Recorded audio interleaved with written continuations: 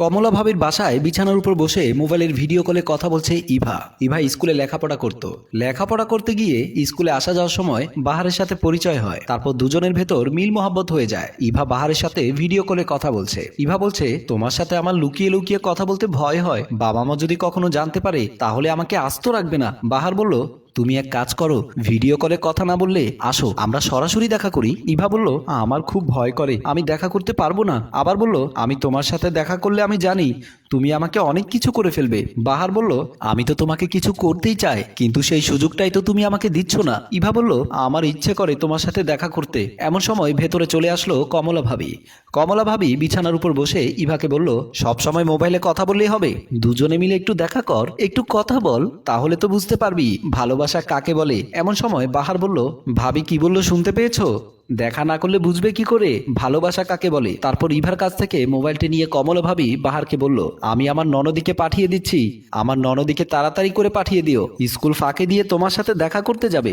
বাহার বলল, কোনো চিন্তা করবেন না, আমাদের দেখা হয়ে গেলে আমি পাঠিয়ে দেব। এই বলে কমলা ভাবি ফোনটা কেটে দিল। কমলা ভাবি ইভাকে বলল, সময় নষ্ট না করে তাড়াতাড়ি বাহারের সাথে দেখা করে আয়, স্কুল ছুটি হওয়ার আগে আবার তোকে বাড়িতে যেতে হবে। ইভা বলল, আমার খুব ভয় করছে। কমলা ভাবি বলল, ভালোবাসলে এত ভয় পাওয়া যাবে না, আমি যখন বলেছি দেখা করবি, দেখা করে তাড়াতাড়ি চলে আয়। ইভা বলল, দেখা হওয়ার পর যদি বাহার আমার সাথে কিছু করতে চায়? কমলা ভাবি বলল, আমিও তো বিয়ের আগে তোর ভাইয়ের সাথে দেখা করেছি, তোর ভাইয়ের সাথে আমার অনেক কিছু হয়েছে, আমি তো তোর ভাইকে বিয়ে করে ফেলেছি, তোদের ভেতরে কিছু হয়ে গেলে তোরাও বিয়ে করে ফেলবি। তারপর ইভা রাজি হয়ে গেল। মোবাইলটা বিছানার উপর রেখে বইগুলো নিয়ে ঘর থেকে বেরিয়ে আসলো।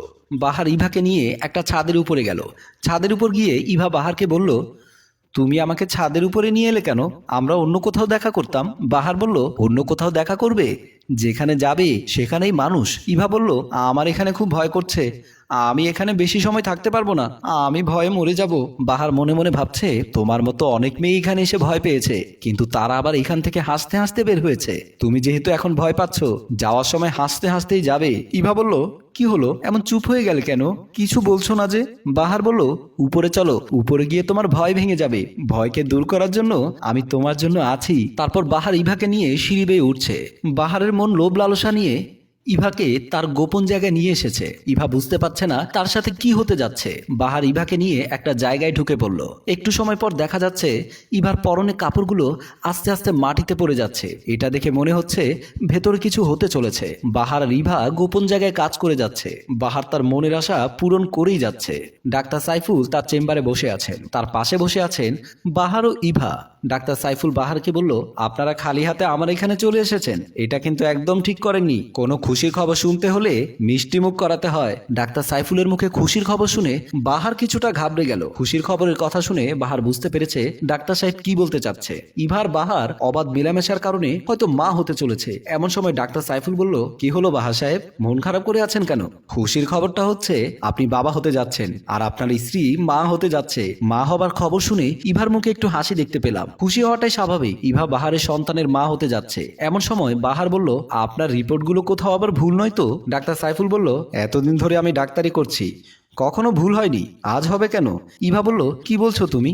আমি মা, তুমি হতে যাচ্ছ বাবা? এত খুশির খবর পেয়েও তুমি বলছো ডাক্তারের ভুল হয়েছে কিনা? বাহার বলল, চুপ করে বসে থাকো, আমি ডাক্তারের সাথে কথা বলছি। তারপর ইভা মন খারাপ করে বসে রইল। ডাক্তার সাইফুল বলল, আমার মনে হচ্ছে এই সন্তান নিয়ে আপনি খুশি না। আপনি খুশি হন বা না হন, উনি মা হতে যাচ্ছেন, আপনি হতে যাচ্ছেন বাবা। তারপর বখাটে বাহার ডাক্তার সাইফুলকে বলল, আপনার রিপোর্ট আমাদের লাগবে না, আপনি রিপোর্টগুলো রেখে দিন। এ কথা বলে ডাক্তারের কেবিন থেকে বাহার আর ইভা চলে আসলো। ডাক্তার সাইফুল বলল, আমার মনে হচ্ছে মেয়েটার কপালে খারাপ কিছু হতে যাচ্ছে, কারণ এমন হাজারো রোগী ডাক্তার সাইফুল দেখে, মেয়ে খুশি হলেও ছেলে কখনো খুশি থাকে না, কারণ তাদের সম্পর্কটা থাকে অবৈধ। একদিন বিকেলবেলা সেই ছাদের উপরে ইভা দাঁড়িয়ে আছে। আজ ইভাকে দেখে মনে হচ্ছে শত কষ্ট বুকে চাপা বেঁধে আছে। হাসি খুশি মেয়েটার মুখে কষ্টের ছাপ দেখা যাচ্ছে। এমন সময় বকাটে বাহার এসে ইভার পাশে দাঁড়িয়ে গেল। ইভা বাহারকে দেখে বলল, আমি তোমাকে কতবার ফোন দিয়েছি, তুমি আমার ফোন ধরছো না, তুমি আমাকে ইগনোর করে যাচ্ছ, আমার সাথে ভালো করে কথা বলছো না। ডাক্তারের চেম্বার থেকে আসার পর তুমি আমার সাথে কখনো যোগাযোগ করনি, কেন করেছো আমার সাথে এমন? বাহার বলল, আমি তোমার সন্তানের দায়িত্ব নিতে পারবো না, আমি তোমার সাথে কোনো যোগাযোগ করতে চাচ্ছি না। ইভা বাহারের মুখে এমন কথা শুনে রীতিমতো চমকে গেল। এতদিন ইভার সাথে টাইম পাস করে এখন ইভাকে বিপদে ফেলে মাঝ রাস্তায় ছেড়ে দিয়ে চলে যেতে চাইছে।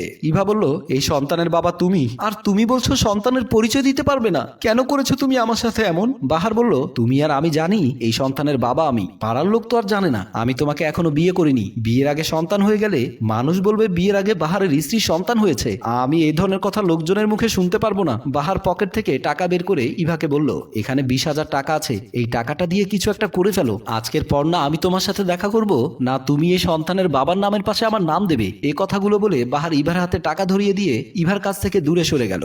অভাগে ইভা কান্না করতে লাগলো। এখন ইভা কি করবে? ইভা কি সমাজের মানুষের সাথে মিলেমিশে থাকতে পারবে, বা ইভাকে কি আমাদের সমাজ মেনে নেবে? ভুল করেছে দুজন মিলে, আর সাজা পাচ্ছে একজন। আমি বোনদের উদ্দেশ্যে বলছি, এমন ভুল থেকে দূরে থাকুন। আমাদের সমাজে এমন হাজার হাজার ঘটনা ঘটে যাচ্ছে, এমন করে শত শত মানুষের জীবন নষ্ট হয়ে যাচ্ছে। সম্মানিত ভিউয়ার্স, গল্পটি আপনাদের কেমন লেগেছে? গল্পটি যদি ভালো লাগে লাইক কমেন্ট শেয়ার করে পাশেই থাকুন। এত সময় ধরে আমাদের গল্পটি দেখার জন্য আপনাদের অসংখ্য ধন্যবাদ।